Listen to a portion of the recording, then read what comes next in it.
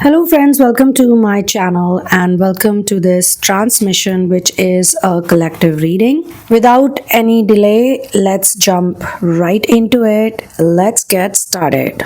So friends, I told you in a previous channeling that the people who were discarded by their masculine or feminine counterpart in life, or people who were discarded by family members or friends, people playing a whole game of discard in your life.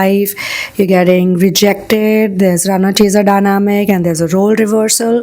All of this is happening because you have some karmic contracts.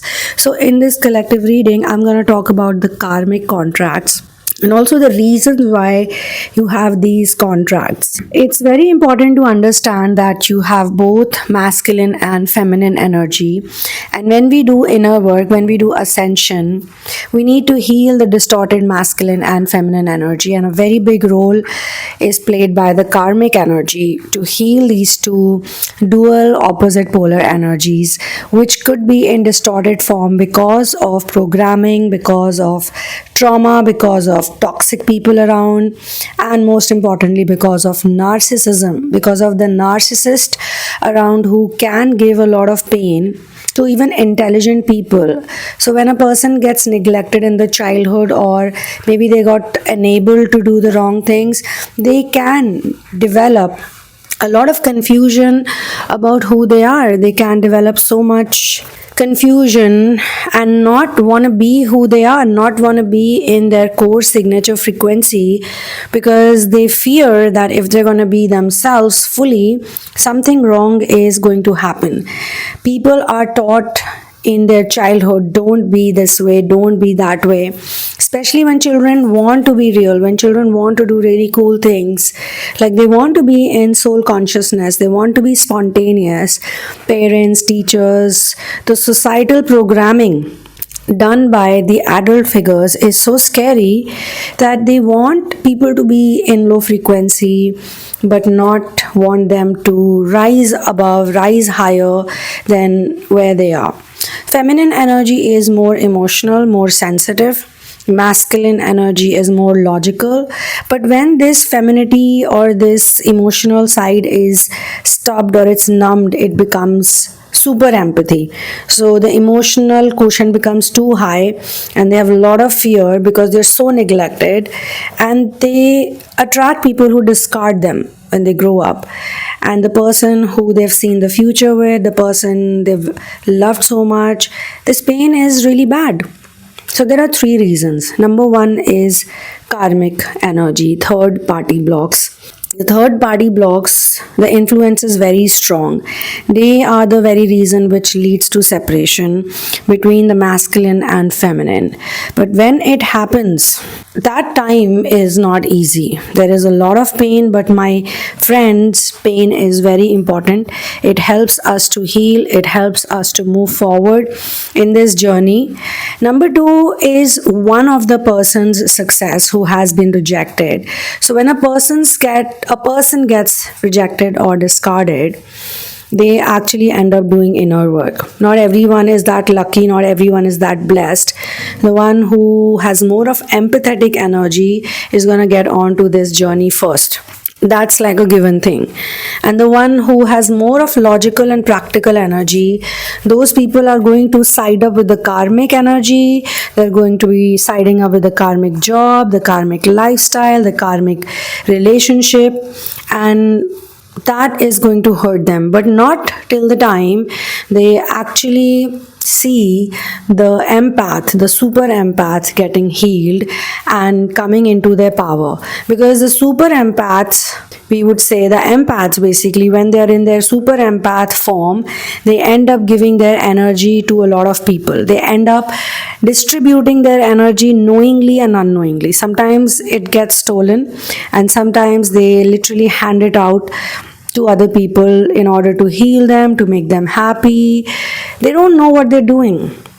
They don't know that later on the same people are going to discard them, the same people are going to hurt them. And they do it for a long time actually, till one fine day they get the ultimate discard. Now, be it the divine masculine or the divine feminine, everyone is suffering in many ways. And whatever actions they are taking are because of addiction patterns, fears, worry. There are so many of these mental diseases. Mental diseases are not necessarily someone going crazy and going all wild and they need to be chained and all of that, or like how they show in movies, when someone gets possessed, they're all literally climbing up on the walls and going mental and all of that, or losing control or acting weird, twisting their necks around and walking in weird positions. I mean, that can also happen in very extreme cases, but it's not like that. Possession is a very different thing. And the one who gets infected or gets possessed, they go through a lot of various symptoms. There's paranoia, there's anxiety, there's depression. There is not able to understand why this depression is happening, why this anxiety is happening. And for a long time, people remain stuck in those energies which are not happy energies, which are not the state of minds that you want to be in, because it's a very limited way of thinking. The physical identity, which is very weak, takes over. So please do let me know if you're resonating with this collective reading, because anyone who's living in the past or anyone who's living in the future, we all need to heal from this. We need to come back to the present moment so that we can live beautifully and we can become examples for other people, and we can heal others also. So I'm going to talk about the soul contract now properly between the karmics and between the divine feminine and divine masculine, both, because karmic is in contract with both, and there's obviously a reason why the karmic is in contract. I mean, if not in this life, then in some other life, this is going to definitely help them out. So the karmic wants the masculine and the feminine, the divine energy. The first person who gets this energy is the one with the emotional quotient. So it can be a man, it can be a woman. Really, gender has not much to do with it.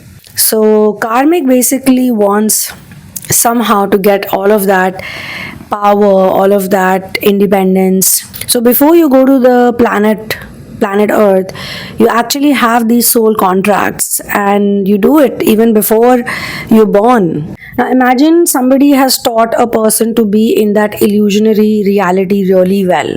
Like, they become very good with it, but they think that this is it. They're not happy. They know that this is it. This is all that they can do, but they're not happy. Now, when they meet a divine masculine or a divine feminine, they want that joy. They want that independence. They want all of it. But they know that they can't get it directly. They don't know how to do real inner work. They can mug up some lines. They can, look very wise or intelligent, because you have all the materialistic things. You can pretend to be happy even when you're not happy. So my dear friends, it's only after death that people get clarity, but we are here to understand things before we do that. We are supposed to find out when we are alive. That's what ascension is all about. In fact, ascension does feel like dying many deaths. So why? Because truth is something that is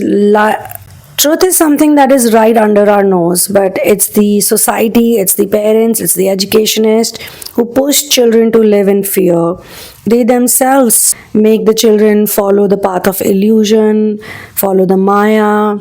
Whosoever resonates with it, I can pick out of this energy that as a child you must have been high vibrational, you must have questioned a lot, you must have thought about a lot of things, that why do I need to do this, why do I need to do that, but the parents were like, just do as we say, don't ask so many questions. And I'm not talking about discipline, because some of you did get it, because opposite polarity is always present in your life. That duality, you can recognize duality, and the people who can recognize duality are the ones who actually reach non-duality or singularity.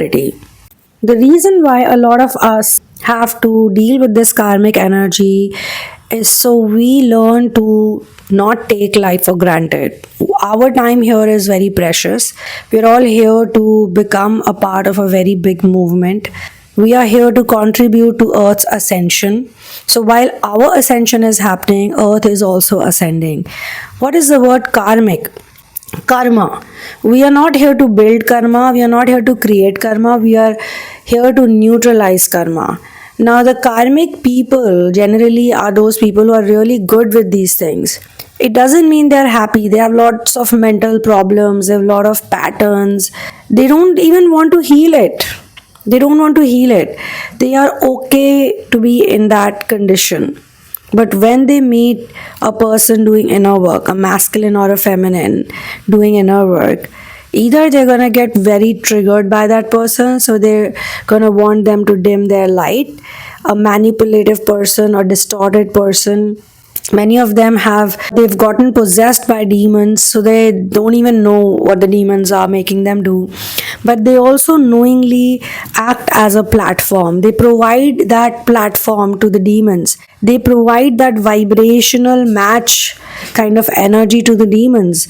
I mean, they are doing a lot of wrong things. They are being greedy. They are making those choices so that the demons can also provide them whatever they need materialistically.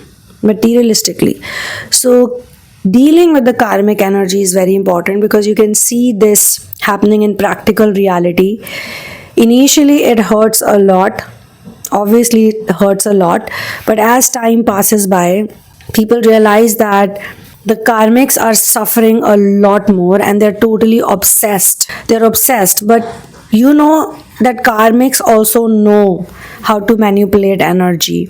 They understand if someone or something is going to think about them a lot, or let's say they know about the focus. They have learned negative focus. They think a lot of negative stuff about someone. This is called black magic. This is called casting spells on someone. So they'll put these spells on someone. Every time they think about a person, they'll be like, something bad should happen to this person, and they think about it very strongly. So these black spells, these dark spells can only work on you when you've not really understood all of this. So you have to heal your wounds. You have to heal from all of that karmic debt you have. You have to heal from your programming. You have to release all of those patterns to be able to become nonchalant, to be able to become like a person who doesn't get affected by any of these karmics or demons, all of these jinns.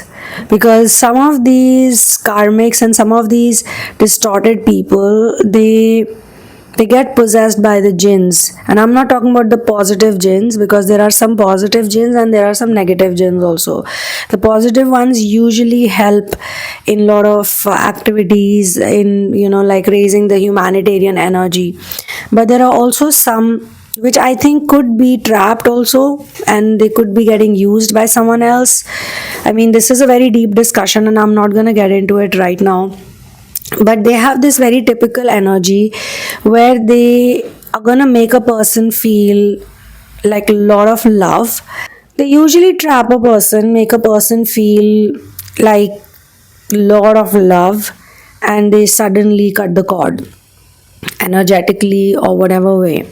And the person who carries this gen energy likes to or has to sleep with a lot of people, because demons get energy either via sexual exchange, or they're gonna get energy via blood sacrifice. So blood sacrifice is also going on, and it happens via the food we eat.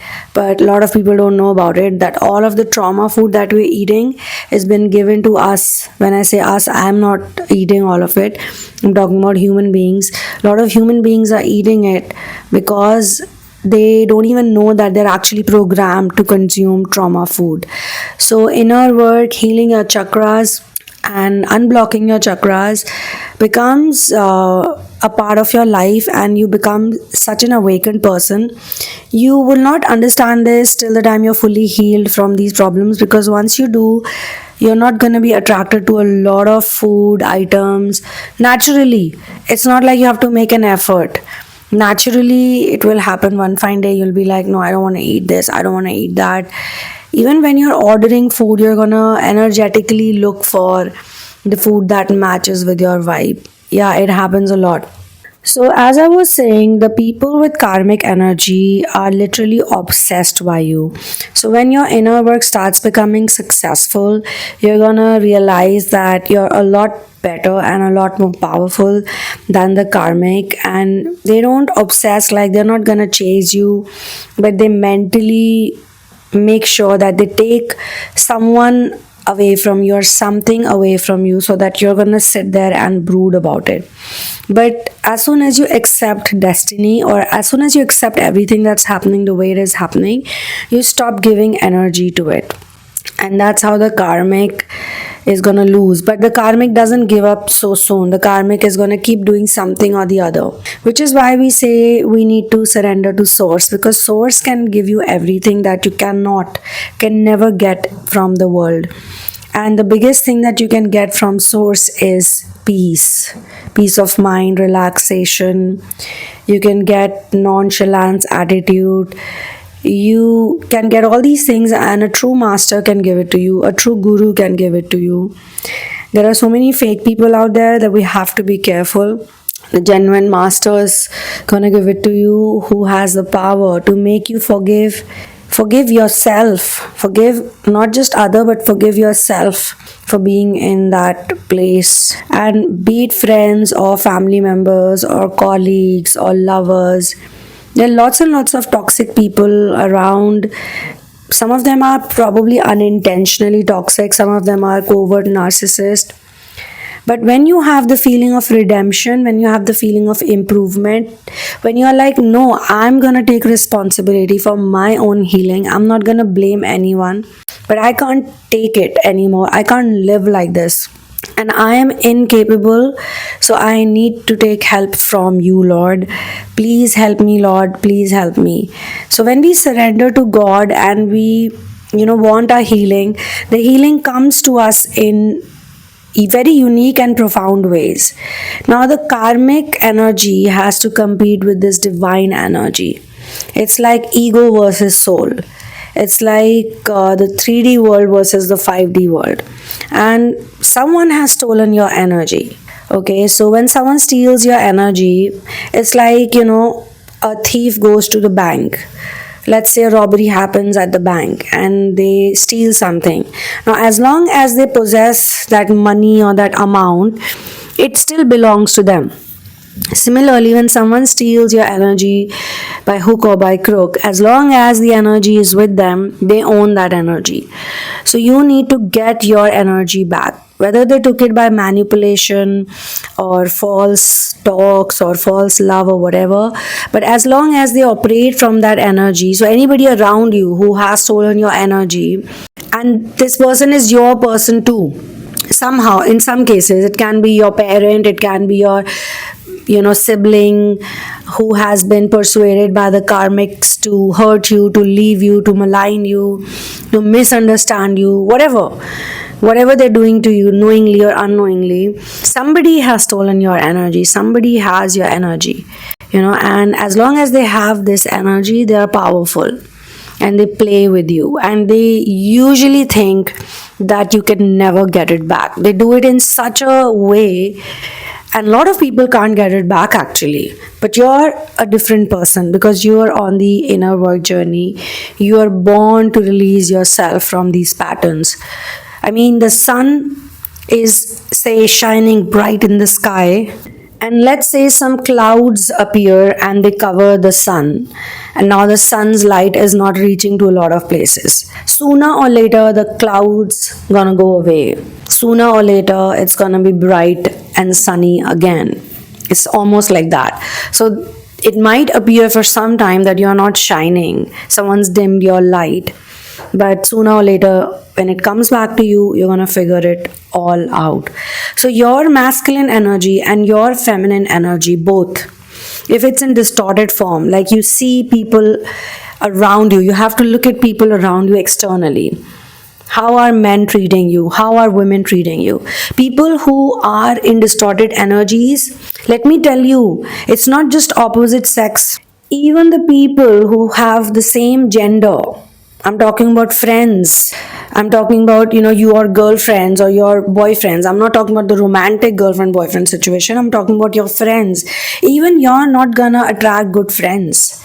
Your friends are gonna backstab you, they're gonna betray you. They're also showing you the distorted, perverted masculine and feminine energy. Your family is not understanding you. Wherever you work, you're not getting your due, you're not getting your recognition.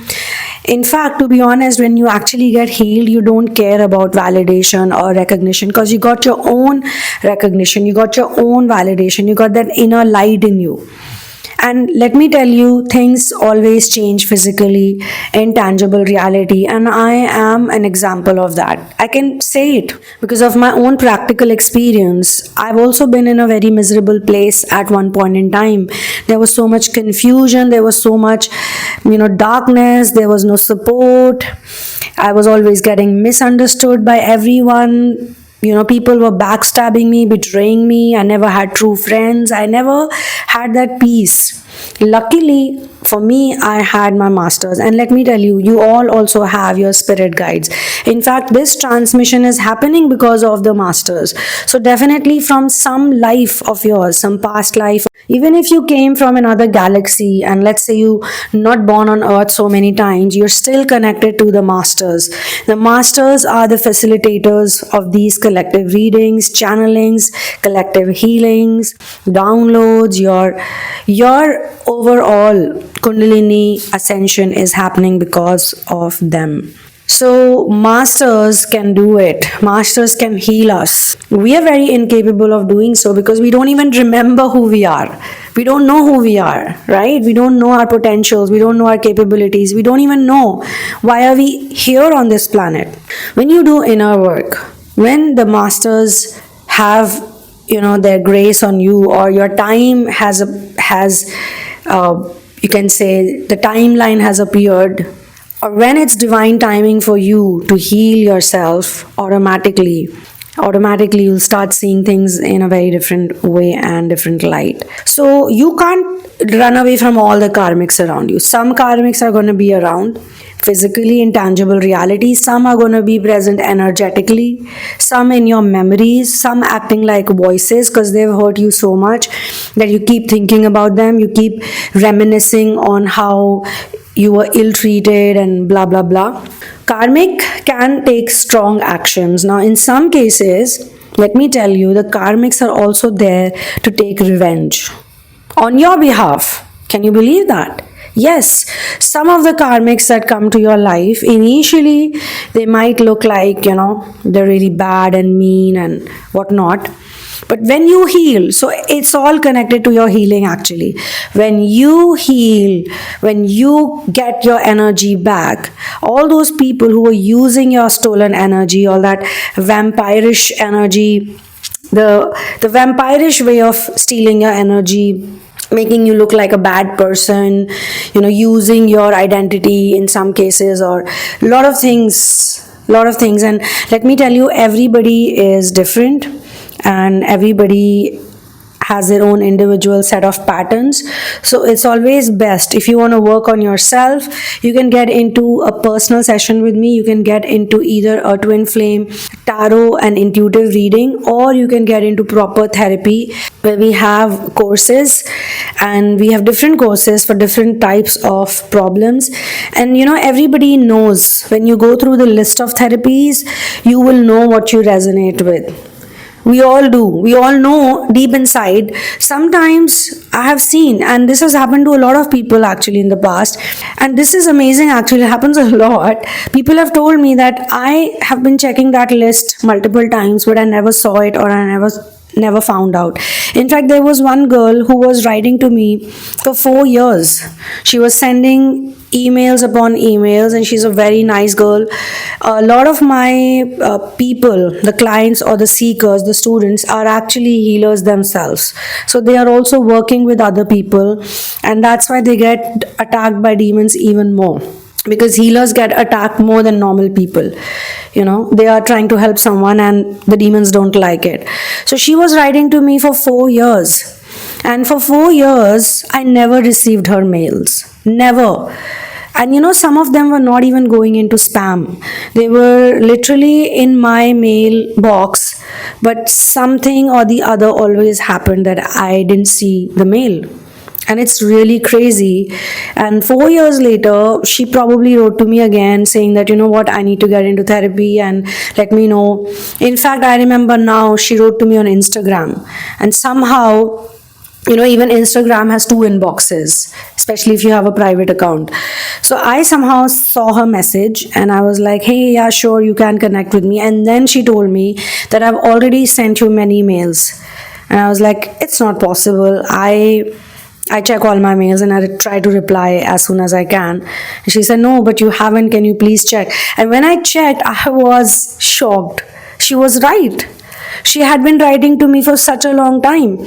So sometimes it is also divine timing, that your healing is meant to happen at a certain time. So even the healer cannot do much if it's not divine timing. Strange, right? And sometimes everything might look difficult. It might look like healing just cannot happen right now, and it happens. All the problems go away, all the situations go away, you become very fearless. You just want to work on yourself. And I think the best thing to do on this planet, there are only two ways to get to truth. Let me tell you today, the only two ways that can help you in your healing. Number one is either you get into your mission, a twin flame mission, a service related either job or work, or you should be devoting your time to helping other people, or you do your own healings, you do your own inner work.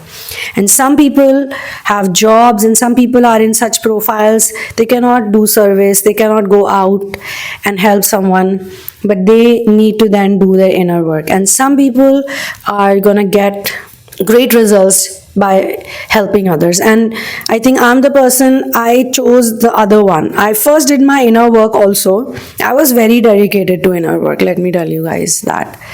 And then one fine day I was like, you know what, I need to give more time to the voiceless beings. And trust me, it's not like I'm earning anything from there. We don't have an NGO yet. We don't have a donation scheme or anything. Whatever I earn, every single penny, it goes into this job that God has given to me. And you know what? I love it. In fact, it was because of animals that I decided to share the channelings and downloads. I started working for other people for the sake of animals, because I felt that, you know what, let's just do it for them. And it just kept growing, and the number of animals started growing. When I started, I probably was feeding 20 odd street animals around me, and I was rescuing them. And now we have at least 250 street animals. We are feeding them, we have some rescues with us, we are taking care of them, doing their medical, all of that. How did it become possible? Think about it.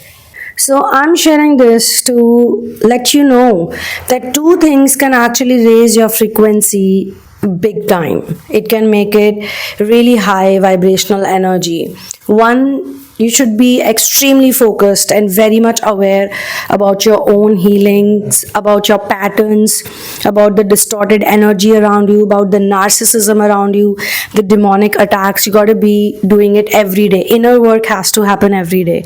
Ascension is a lifestyle. It has to become a part of your lifestyle. Or as I said, you have a mission. So whatever your path is, even that is predestined. It's already pre-decided. At the end of the day, even the person who's doing inner work will merge into the mission, because their masculine or their feminine counterpart, why are you guys here? You're all here to serve Vishnu and Lakshmi. You're all volunteers of Vishnu and Lakshmi, the preserver of this cosmic reality. And you got direct connection with them. That's like such an amazing thing, but you forget about it. All people forget about it. It's not like one person remembers, but the masters know everything about you. The masters have all information, and masters know who's gonna do what, where, when. They never judge you. They don't judge you for the mistakes you've made. So the thing is, last but not the least, why is this karmic energy in your life in the form of narcissistic family members, friends, lovers, bosses, what not. It's because it's trying to teach you to not try to make anything happen. It's trying to teach you, just let it happen, just let it be. Just let it be and don't think about it. Most of the times, there are 4 or 5 feelings that people have. Top 3 are craving, you have aversion, and you have attachment. Love is not the same as attachment. When you really love someone, you don't want anything from that person. And when you have attachment, which is moha in Hindi, there's always some kind of desire. And the 4th feeling is fear. People fear. They are programmed to be scared and mostly disconnected with the desires. If I don't get this, what's gonna happen? If it's not gonna happen like this, then what's gonna happen? So Lord is obviously testing us. First, Lord sees if we are responsible enough or not.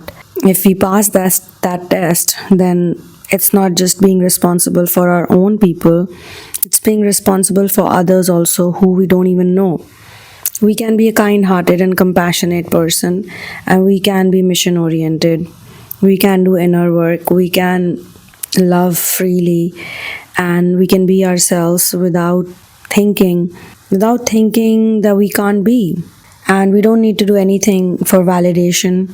So you see, there is this Jezebel energy in the feminine world, which is like a really evil female energy, very distorted energy. And when Jezebel possesses any woman, she can go to any extent for attention. She can literally do anything for attention, and we can see it happening in the world right now. So karmic energy can be helpful, and in some cases it can make people realize that this is not who you want to be, this is not what you want to be. You don't have to stoop so low to possess somebody or something.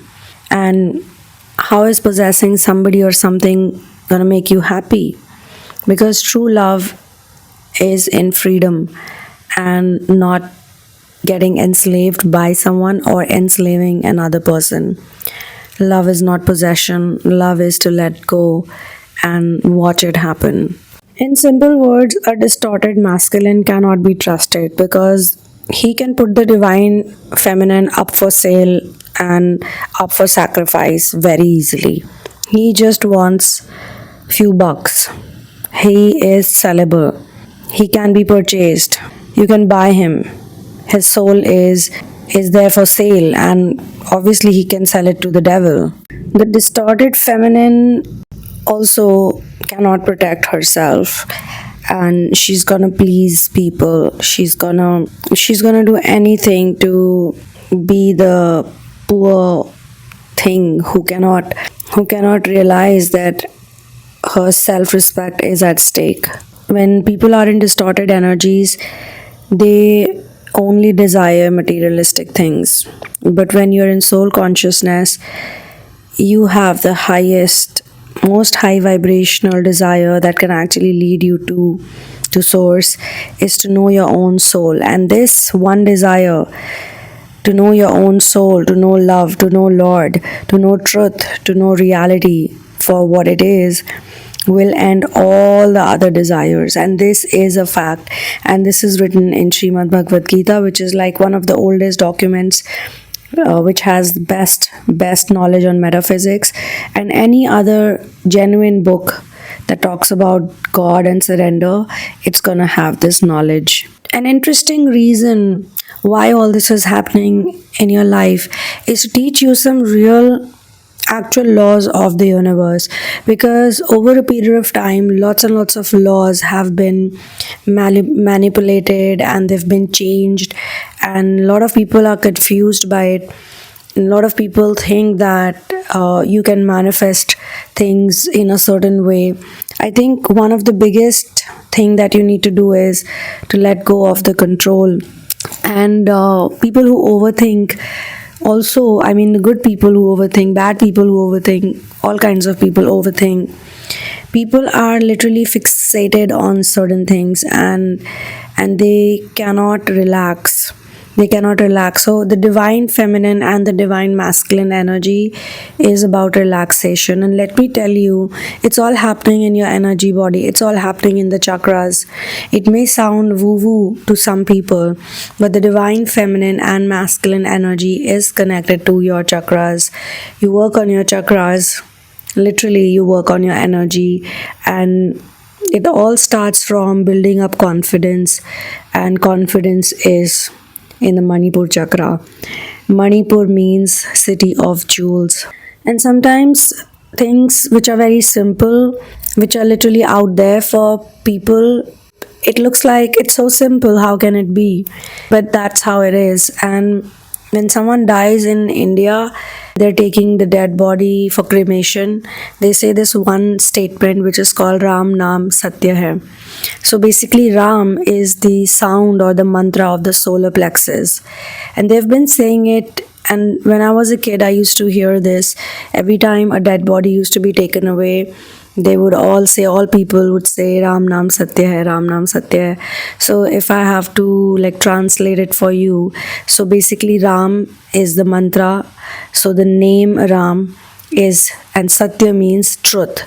So the name Ram or the word Ram, that's the truth. And it's very simple, and they say it specifically at that point in time because the soul has to go through a 13-day period where the soul has to see all the family members, and it's dead physically, but between the astral world and the 3D world, there is a 13-day sort of buffer where they see all the people, dead body, and at that time the soul is very much alive. But the soul cannot communicate to anybody at that point in time. No one can see the soul. Maybe the soul can still choose who to communicate with, because I have had experiences of crossed over souls communicating with me during those 13 days. For a long time, I thought that it's like a random thing because I love those people, and that's why I'm seeing them and I'm talking to them normally, or I can just feel their presence. But it was not random. It was not random at all. Here's something I want to share with you guys as we approach the end of this collective reading. Around 10 years back, I knew somebody, and that person was a family friend, and I had a lot of trust towards that person. And I had, as a writer, I am a supernatural writer as well. So I had written a movie screenplay. And a lot of psychics are going to believe this story. I don't care if anyone doesn't believe it, because I don't need anybody's validation. Whether someone believes it or not, this happened in my reality and I know it. And of course, I talked about it to some people who were very close to me. So when it happened, they were shocked, but they were also not so shocked. So around 11 years back, I had written a story about a person who crosses over and has certain experiences. It was basically the experience of a soul that dies. And it was basically, I was very fascinated by that story for a long time. And I literally went to another city to write the screenplay for it. So I shared it with a friend of mine. My friend was actually like, how do you know this happens? I said, I think I just know it. I feel that it was communicated to me. And 11 years back, I was a bit like, should I tell people about channeling or download or intuition, or should I just keep covering it up as I am a writer and I write stories, and I write horror stories or supernatural stories or love stories or whatever. So this is one of the genres that I like. But I think I did download someone's story. Even my book, In the Name of Love, has one of the story which was given to me by a crossed over spirit, and it was a very vivid experience, very real experience. But honestly speaking, I never cared so much about it, and I was a person who just wanted to have a career I mean, marriage, yeah, I thought a little bit about it, not so much, but yeah, maybe I would think that in future I would do all those things. It was not really that important for me, to be honest. I just wanted to be a career person. That's something I remember very well, but not so much about building a relationship, because relationships were happening any which way without any effort. So when I talked to this person about the story of a dead person, this person didn't believe me at all. Anyway, a few days passed by, and this person told me, they invited me to their house, and they said that we have a childbirth and we would like you to visit us and see the baby. I was like, okay. I went to see the baby. And when I held the baby in my hand, a voice told me that the baby's father is gonna die in about 10 to 11 years.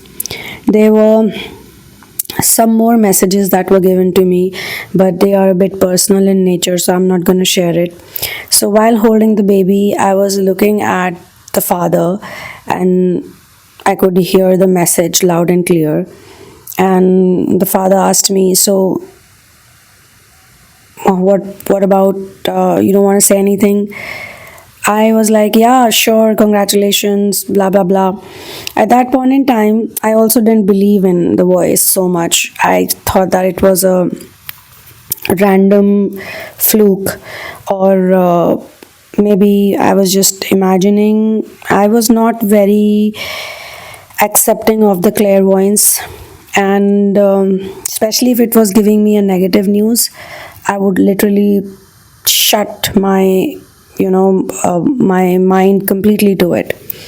Exactly 10 years later, that thing happened, and it happened when I had totally forgotten about it. I only realized it when I was present at that person's final rites. Also, interestingly, because this person had listened to my whole story, and this person liked the story, but they were like, I don't know if this is actually real and anybody's gonna like even enjoy it, blah blah blah. I'm also sharing this channeling at 3:44 in the morning. It's 3:44 a.m. There are times when I don't sleep at this hour, or if I'm sleeping, I just get up, or I just don't sleep at all because I have to be up at this time, or I have to be up at 4:30 in the morning. So there's something always going on at this time, and I feel it's positive. For some people it could be a bit spooky, but it's not, because this is really a divine time.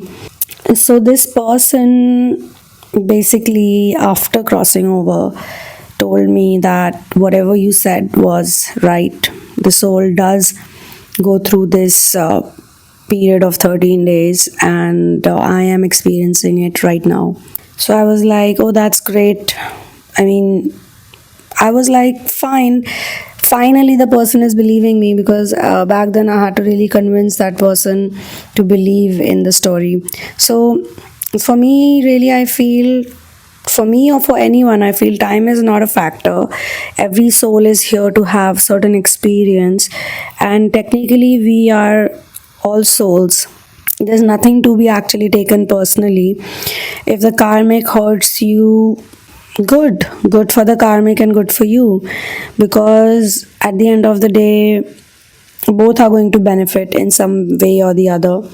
The distorted masculine, or the narcissistic parents or parent in-laws, or potential parent in-laws, or non-potential, or probable, or whatever, there is a lot happening in the world. And for some people, the in-laws are so difficult for some people.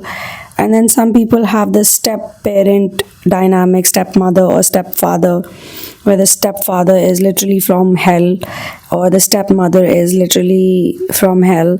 Very popular fairy tales around these characters, like Cinderella, is very popular. Reason being, this stepmother character does exist, and some people actually experience this stepmother dynamic via their own biological mother. Like they don't have to really have the experience of a stepmother, they feel it with their own biological mother. So the karmic energy is going to be present in the lives of all people who are doing inner work, and they have to deal with it, because personally I feel all's well that ends well. If you realize that every single person has actually paved way for your ascension, and every single person, even those who have crossed over, are a part of your journey, and they've played a role. Some of them triggered you and played a role, some of them hurt you and played a role, some of them uplifted you and played a role, some of them gave you bittersweet memories, some of them were teachers, some of them were masters, some of them were probably not so nice. So I feel that in this collective reading, I have given you all different kinds of categories and energies. You just have to look around you and try to understand one thing, that literally narcissism can be good too in some cases. If you're building up resources, you have to be very selfless then. But narcissists usually are people who are extremely attached to their physical identity, which means they are extremely attached to the 3D reality and how they appear in the 3D reality. And it's very sad what they're going through. It's sad, and it's not easy to be in that place. And the funniest part is that the narcissist usually don't know that they're suffering, because they're sleeping, they're in limbo state, they have no idea. And the narcissist can only trigger you till the time you have also not fully awakened, because when you fully awaken, they cannot trigger you anymore. They cannot. That's the funny part. And sometimes people are gonna gaslight you. Sometimes you're gonna speak the truth, because you're the awakened person. You're gonna speak the truth, and they're gonna tell you, oh, look at you, you're so angry. You don't have any control on yourself. What type of inner work are you doing? Blah, blah, blah. How come meditation is not working on you? Because you're the one who's so upset. You might sometimes look crazy, you might sometimes look a bit upset to some people, you might even look angry, because these are all tools. But you have to keep a hand on your heart, and you have to honestly question yourself, are you really angry, or it's just you being honest, or are you really upset with someone, or you're not upset? Or if you're upset, then is there a purpose behind it? Is there a cause behind it? I do know that with time you actually get less and less upset with things. Sometimes people are going to think that you're ruthless, because you don't have the emotions, neither you see any logic in getting so hell-bent about anything. Like, for example, if you have a person in your life and you really want that person to love you back, if you do proper inner work, you really won't care about it, and you won't feel anything. Now, for some people that can be a great place to be in, and for some people they can be scared about it. They can be like, oh, I don't want to lose loving that person. But let me tell you one thing, no matter how, and this is my personal experience, okay, no matter how much you advance in your journey, true love is never one-sided. It's not affected by karmic energy, it's not affected by any situation. When you love somebody, you just love them. The timeline has no impact on you. I mean, it really doesn't matter to you. Even if they don't show love to you, you just know it in your heart that they love you. It's a really strange place to be in, because you feel the love in your veins, you feel it in your blood, you feel it in your whole system, you feel it in your energy body. So this is where I'll close this channeling session. For live sessions, you can become a member of this channel. See you in the next one. One love, peace out, and victory to Ram.